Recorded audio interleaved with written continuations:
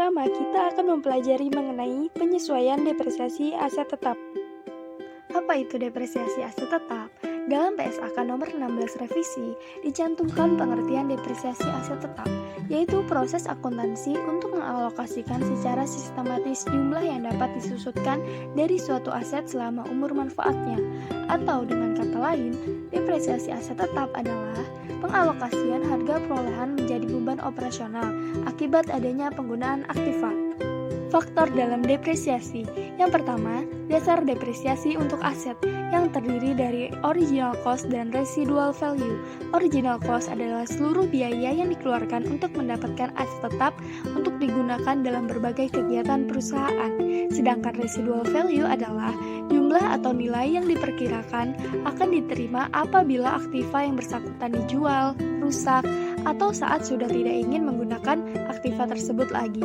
Yang kedua, estimasi umur manfaat, yaitu estimasi umur kegunaan suatu aktiva yang dipengaruhi oleh cara pemeliharaan dan kebijakan yang dianut. Metode depresiasi aset tetap. Metode yang pertama yaitu metode aktivitas yang mengasumsikan bahwa depresiasi adalah fungsi dari penggunaan atau produktivitas dan bukan fungsi berlalunya waktu. Dengan rumus, biaya perolehan dikurangi nilai residual dikali jumlah jam tahun ini dibagi estimasi umur manfaat. Metode yang kedua yaitu metode garis lurus yang mengasumsikan bahwa depresiasi sebagai fungsi waktu dan bukan fungsi penggunaan. Dengan rumus, biaya perolehan dikurangi nilai residual dibagi estimasi umur manfaat. Metode yang ketiga yaitu metode pembebanan penurun, yaitu metode yang menghasilkan beban penyusutan yang lebih tinggi pada tahun-tahun awal dan beban yang lebih rendah dalam tahun-tahun berikutnya.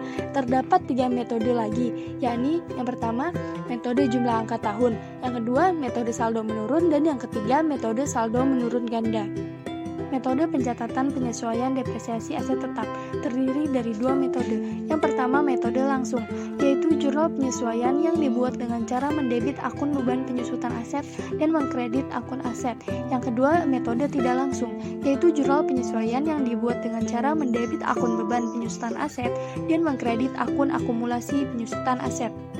Selanjutnya, kita akan mempelajari mengenai penyesuaian pemakaian supplies.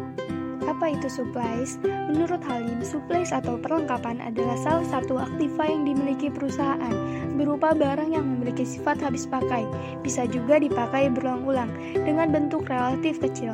Pada umumnya, bertujuan untuk melengkapi kebutuhan bisnis perusahaan, contohnya kertas, sabun, sampo, oli, dan sebagainya.